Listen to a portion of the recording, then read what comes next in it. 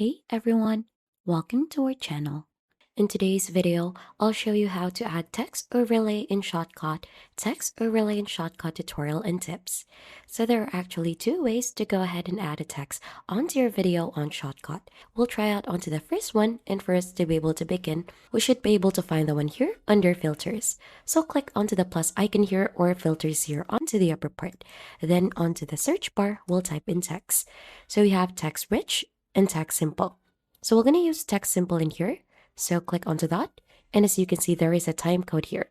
So for us to be able to update this one to a text instead of a time code, we're going to go ahead and head here onto the left side that says text. So we're going to remove that one out and we're going to go ahead and try to add in here a text onto your video. So you could go ahead and try to resize this or move this across the device. So we could put this one here onto the middle, just like that. And if you do a quick preview, this is how it looks like onto your video.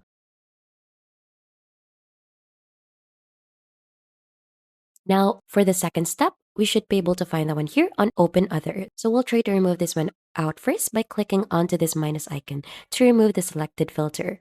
To add another, let's click on Open Other here onto the upper part, click onto text, and then right after it will ask you to type or paste your text here. So let's add in test. So click on to add the timeline.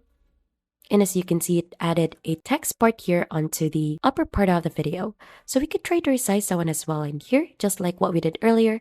Put this one here onto the middle. And this one provides more details or more options since we could change the font here or its font size and many more. So you could also add in some outline, its thickness, background padding, opacity, position, and many more.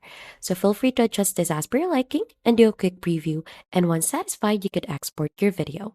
And that is how easy you could go ahead and add a text overlay in Shotcut. If you think this has been helpful to you, then don't forget to hit the like, subscribe, and we'll see you on to our next video.